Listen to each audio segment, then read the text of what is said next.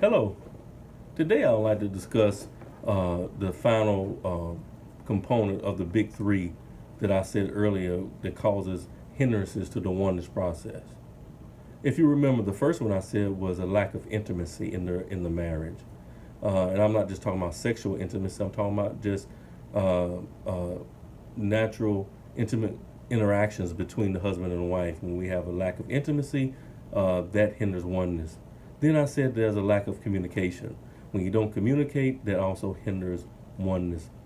And also, financial issues, finances, also causes a hindrance to the oneness process. Did you know that Jesus talked about money more than any other single subject? And he talked about money because where your treasure is, there your heart will be also. So I think with that scripture, it points out that money is a heart thing. It's about your heart. It's about where your heart is. That's why money is such a touchy subject when you talk to people about it. And that's why it's such a touchy subject in your marriage. But we can't let money master us. All right? We have to master our money. Because if we don't master our money, it will surely master us. How does it master you? It masters you, but when you have the mindset that money will make everything better. And so if me and my wife are arguing, or you and your husband are arguing, and then all of a sudden you say, well, it's all stemming around finances, so I'm just going to go out and get 2 or 3 jobs, and then I'm going to work and I'm going to make more money. But if you didn't address the heart issue, no matter how much money you make, you're still going to have the problem. And so try to find out what the issue of the heart is, and then the money issue kind of falls in place. Now, when you're addressing the heart issue, you must also, as a couple, make sure that you're on the same page financially.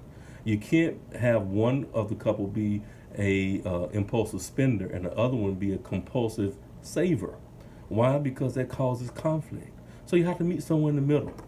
But while you're trying to meet in the middle, please make sure that you set up an emergency fund. There's been many times in my life where I didn't have an emergency fund, and then something came up where I had to spend money I didn't want to spend, and then therefore I got off track financially. And it took several months to get back on track because I didn't have an emergency fund. Then once you get the emergency fund, go ahead and set up a budget. You and your wife or you and your partner sit down and set up a budget. Set up something that's agreeable to both of you and that you both can live with. Right? And if you have problems with that, get help. Get help set up a budget from a financial counselor or someone that can help you put that budget together. And as you set up a budget, you need to remember to set up new priorities and new parameters for handling the money. Set limits for spending, and change your lifestyle when you're handling your money. And then when you put all that stuff together, remember that you both need to be patient. Be patient, because you didn't get into financial tightness overnight, and you're not going to get out of it overnight, right? So remember, get on the same page. Set up an emergency fund. Set up a budget. Set up priorities and parameters for handling your money, and be patient with each other. Because remember, you're never done becoming one. Bye-bye.